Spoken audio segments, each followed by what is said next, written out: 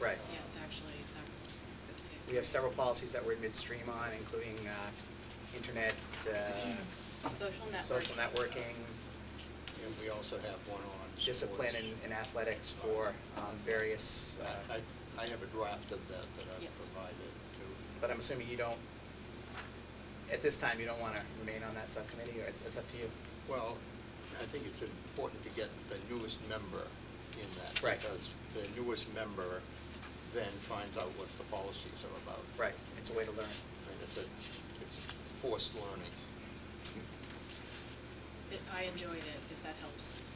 And I'd be happy to stay on it, but I yield to Mr. Bowers whether he'd like to continue. I'm good for anything. Like I say, I'm interested in supporting the committee. I'll move to appoint Mr. Bowers to the policy subcommittee. Can we do both at the same time? We can do both. Yeah. I mean, it could be a split vote. But you just don't want to say his last name. No, I'm okay. Michael K. I'll move to. So we have, do we have a second? I will second. Oh, Okay.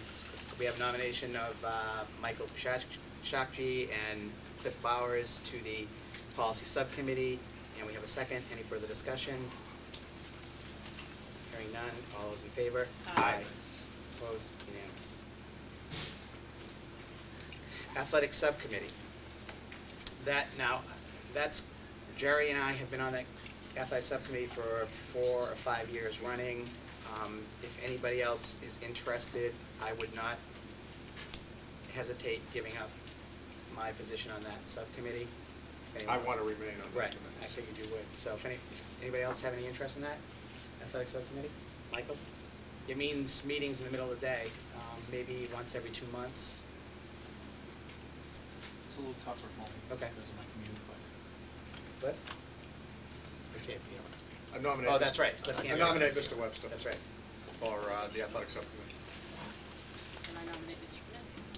Okay, so can we have a second to? Second. Do it together. Okay, second to both. All right, so we have nominations of myself and Mr. Venezia for the athletic subcommittee. Any further discussion? Hearing none, all those in favor? Aye.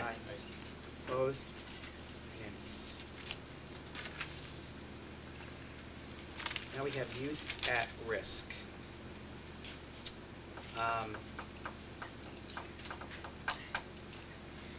I'd be happy to take. I was going to say, this is another one that I thought Cliff would be good at. Mrs. Vaca served on this subcommittee for, I think, as long as it's been in existence. She was very involved in it. Right. And it does take up a lot of time. That's why I thought Cliff would be good on this subcommittee. I It's agree. a lot of morning meetings. Nominate Mr. Bowers. One second. Okay, we have a nomination, Mr. Bowers, and a second for the Youth at Risk Subcommittee. Any further discussion? Hearing none, all those in favor? Aye. Opposed? Unanimous.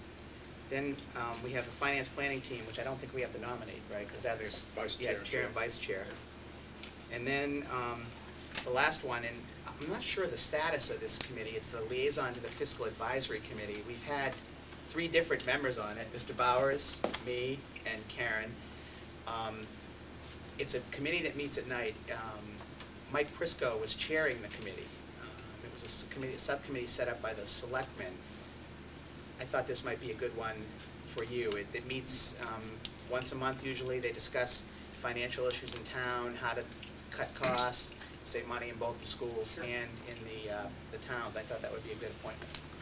I mean, we've had 3 representatives Right. at different times, and we've all been told not to come back, so Right. you can take a shot Well, at it. to And- be fair, it is appointed actually by the board of selectmen. You would need this. We can, No, we we appoint it, Oh, but we- you do have to get sworn in. Right. It's a sworn position, because it's a committee that was appointed by the Board of Selectmen.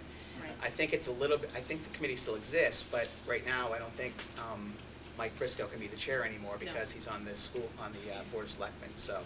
But it's a good way to really get your feet wet in terms of town finances and Quick how they learning work. curve on Yeah, it's great. So if we have a nomination for that? I'll be happy to nominate Mike Kushaki. Okay. I'll second. Okay, we have a nomination second for Michael Kushakji for We are all going to say Michael K. by the end of this meeting.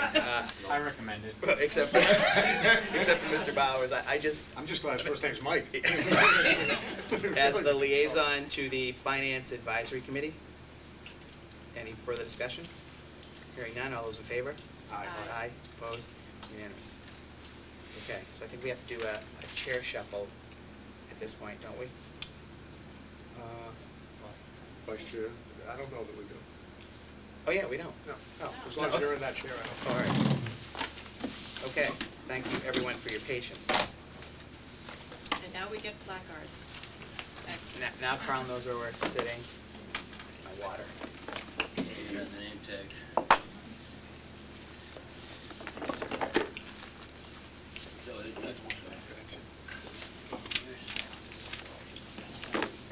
Get it right?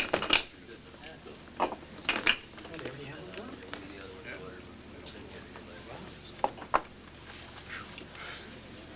Look at that. I know, oh yeah. Temporary? Yeah, it's a piece of paper glued over student rec. And you have no name. Sinking further and further in the hand. I know.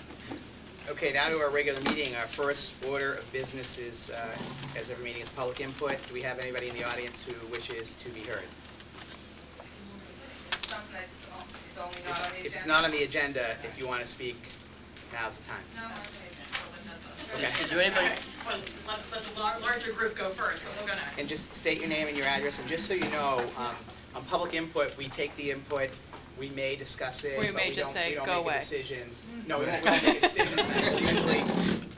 We'll usually take it under advisement, and then, you know, either it's a decision that goes to the administration or that the school committee will make in the future. So I just wanted you to be aware. That works for me.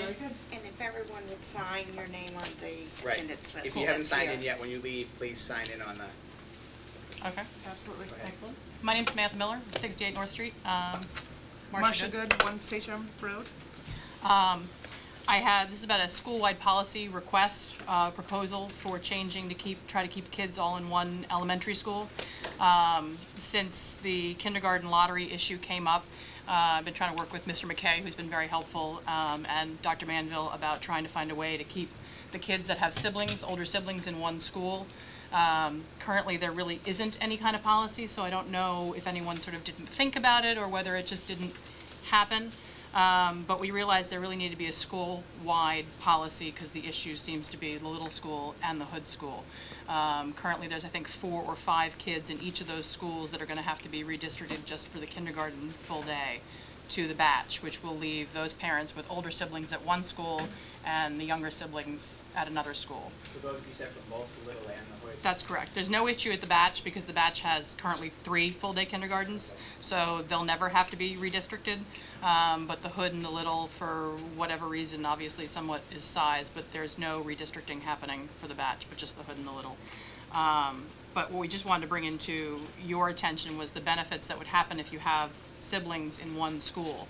I mean, obviously it's a personal issue for those of us that have a younger sibling in the school, but really there's a transitional issue. I mean, for the younger children who've been coming to the school for open houses, for PA meetings, for pickups and drop-offs, they've been introduced to the school, to the teachers, to the people in the building for now 2, 3 years, 1 year, whatever it might be.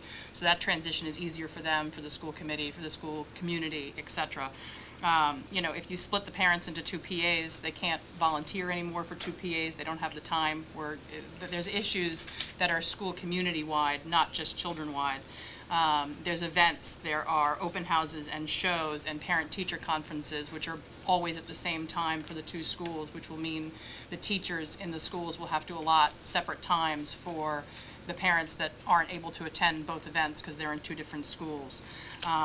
You know, I didn't do any of this research.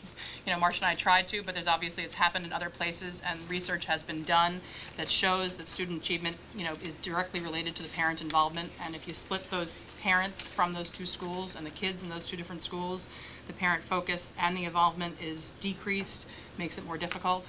In our personal situation, there's no real logistic way that we're going to be able to pick up our kids at 2 different schools. So it's just an issue that we wanted to bring to your attention. I don't know if it can be done for the 2010-11 year, but I think it's a policy that needs to be put in place. And we did put out a petition just to kind of get feedback of the families in the community that do have that similar situation. And we got quite a few responses from people who are in support of a policy change or trying to rethink or trying to come up with some fair solution that would kind of accommodate everybody so that we are not splitting up our children and we're not splitting up our families to have to, you know, pick up at certain different times. And it's difficult with the time differences as far as when the school starts at the Hood, there's a 20-minute difference. So if we're talking about waiting in line for buses or pickup or drop-off, there's going to be a good, very small window where I'm going to have to either rush from one to another and possibly make one of my children be the last one for pickup. It makes things a little bit more difficult, and if we could come up with some kind of solution to make it easier for children who do have older siblings in the school to be able to stay in that school system. And I'm not quite sure what a fair way is to do that, so we're kind of looking for your input or your suggestions to see if there's something that we could do about it to make it fair for everybody in the Hood, Batch, and the Little school systems. Any comments from anybody? Jared? You make some very good points, obviously. But this has come up in the past, and I think what you're looking for is a policy to say that siblings wouldn't be split and sent off to a different school. And I think the school administration bends over backwards to make sure that doesn't happen. But there may be that occasion when it's a necessity. So for me, I'm opposed to any kind of a policy because it gives us the flexibility to deal with that situation. And again, I think that we're predisposed to keep kids from the same family in the same school. But on occasion, something may happen where there's a real disparity in the enrollment in kindergarten or even in some of the other grades. And you're forced into doing something like this to balance things out. So again, I mean, my feeling is that the administration will do everything possible to keep the kids in the same school, but I would certainly be opposed to putting into place a policy that had to be the way that the kids had to stay in the same school. So, but you make some good points. Could there be maybe like a recommendation that maybe the children that have siblings, older siblings in the school may get, I don't want to say preference, but have a little bit more leniency or preference to home school, not preference to availability of full day, because that's not fair in kindergarten or any other situation, but preference to being placed. I mean, in this situation, again, I'm not trying to make it this one, but there's about 4 or 5 kids that have siblings, and there's 4 or 5 kids easily in that kindergarten that don't have siblings that could have been That's the ones. Question I have. I know I had gotten, I don't know if I got emails from you, but I've gotten information from both of you in that there are children who don't have siblings. Correct. That are in the full day program. Right, at the Hood or Little, who are. Or Little. Right. Yeah. But then you have to consider geographic concerns as but well, there's because. No bus, so geographically, Yeah, it's not going to geographically really it's not. matter for either one of them. I Because mean, one's either at the one of Hood, them is one- going to be put in a bad situation. Yeah, but one could be living next door to the Little and not have a sibling and be a candidate to move to the Hood or something, so. But yeah, I would certainly think that, you know. Well, I think we, if I may, I think we need to think about how we then do the prioritization. I mean, there's a difference in having a policy and a preference, and certainly when the preference is to keep them together, we also have to make sure we do that well. And, you know, understanding how this actually makes the community work harder so that they have all of these issues. I mean, I would like to know whether or not, you know, how many cases this actually happens and what the actual impact is. I mean, I understand that it is necessary to do this for lots of different reasons, but we have to make sure that we make those decisions very well and make sure that we don't, you know, overburden certain families over others, particularly if we do this for a couple of years in a row to the same family. I understand the idea of, you know, keeping enrollment low. I think we all want class sizes to be, you know, as low as possible on the elementary side. And I think most people would agree that we need to keep that in mind, and that's a huge priority, but the burden to the parent, the family, and to the children is very important also. But again, I think the administration's very conscious of this. And, Yeah. Well, we have both principals here, so I guess if either one of them would like to comment, what exactly is the policy?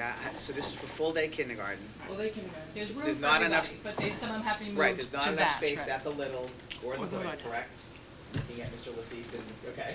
And so how do you decide who goes where? What's the process? Big favorites. You just say that because you're leaving. Now that he's leaving, you can say that. Well, I think the part of it becomes the lottery piece. We took everybody's name, the hood school and put it into a hat and drew the names out of the hat. And